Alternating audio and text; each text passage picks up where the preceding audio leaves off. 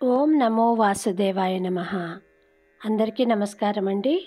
సీతారామ ఛానల్కు అందరికీ స్వాగతము. ఈరోజు పరివర్తన ఏకాదశి. ఈ పరివర్తన ఏకాదశికి గల ప్రత్యేకతను గురించి తెలుసుకుందాము. భాద్రపద శుక్ల ఏకాదశిని పరివర్తన ఏకాదశి అని పిలుస్తారు. ఈ రోజున మన ప్రకృతిలో మార్పులు సంభవిస్తాయని, అందుకే దీన్ని పరివర్తన ఏకాదశి అని అంటారు. దక్షిణాయనములో విష్ణువు శేషశయ్యపై విశ్రాంతి తీసుకుంటాడు. భాద్రపద శుక్ల ఏకాదశి నాడు ఆయన తన శయ్యను మరోవైపు తిప్పుతాడట. అందువల్లే ఈ ఏకాదశిని పరివర్తన ఏకాదశి అని అంటారు. ఈరోజే శ్రీ మహావిష్ణువు వామన అవతారం ఎత్తి మహాబలిని పాతాళలోకానికి పంపాడని పురాణాలు చెబుతాయి. వామన అవతారాన్ని పూజిస్తే బ్రహ్మ, విష్ణు, మహేశ్వరులను సేవించిన ఫలితము లభిస్తుందట.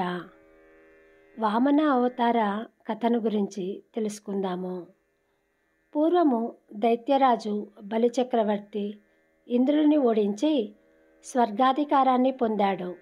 ఇంద్రుడు తన తల్లి అదితిదేవిని శరణు కోరాడు.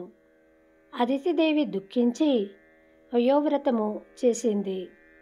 వ్రతము చివరి రోజు భగవంతుడు ప్రత్యక్షమై, దేవి, నేను నీ పుత్రుడిగా జన్మించి ఇంద్రునికి చిన్న తమ్ముడిగా సహాయం చేస్తాను అని వాగ్దానము చేశాడు.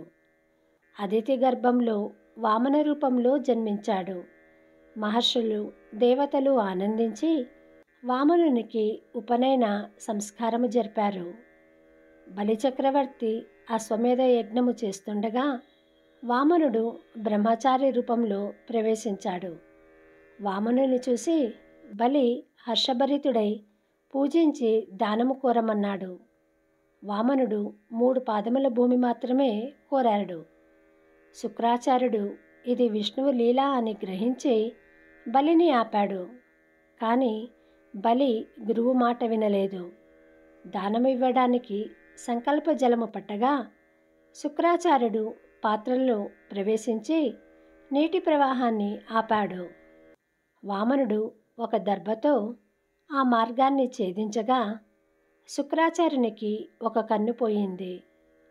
దానము పూర్తి కాగానే వామనుడు విరాట రూపము ధరించాడు. ఒక పాదంతో భూమిని కొలిచాడు, 2వ పాదంతో స్వర్గాన్ని కొలిచాడు. 3వ పాదము ఎక్కడ పెట్టాలా అని అడగగా బలి తన తలపై సమర్పించాడు.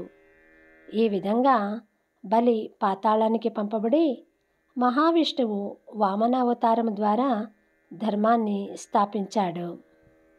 పరివర్తన ఏకాదశి ఫలితాలు. ఈ ఏకాదశి రోజు వామనుని పూజిస్తే పాపాలు తొలగి శ్రేయస్సు లభిస్తుందట. ధర్మస్థాపన, దైవకృప లభిస్తాయి. బ్రహ్మ, విష్ణు, మహేశ్వరులను పూజించిన ఫలితము లభిస్తుంది. ఈరోజు ఉపవాసం వల్ల కోరిన కోరికలు నెరవేరుతాయట. ఇదండి పరివర్తన ఏకాదశికి గల ప్రత్యేకత. శుభం భూయాత్.